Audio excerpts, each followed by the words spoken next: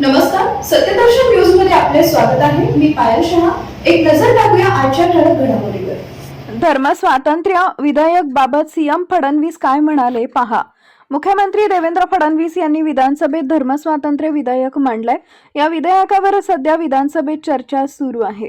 मुख्यमंत्र्यांनी सांगितलंय की महाराष्ट्र हे विधेयक मांडणारे पहिले राज्य नाही।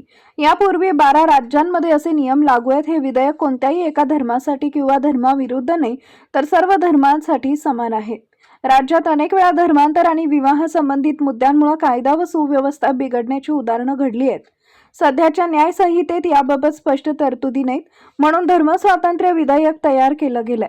यामध्ये बळजबरी, फसवणूक, लबाडी किंवा अल्पवयीन व्यक्तींचे धर्मांतर बेकायदेशीर ठरवलंय। विधेयकाचा उद्देश नागरिकांचं संरक्षण करणे आणि कोणत्याही व्यक्ती किंवा संस्थेकडून जबरदस्तीनं धर्मांतर न होणे हा आहे।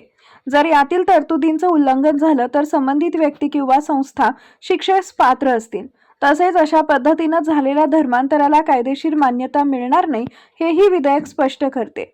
हे विधेयक राज्याच्या अधिकारात येते आणि केंद्रानेही राज्याला असा कायदा करावा असा सल्ला दिलाय। यामुळे समाजात सुव्यवस्था राखण्यास मदत होईल आणि दोन्ही बाजूंच्या लोकांमध्ये संघर्ष टाळला जाईल।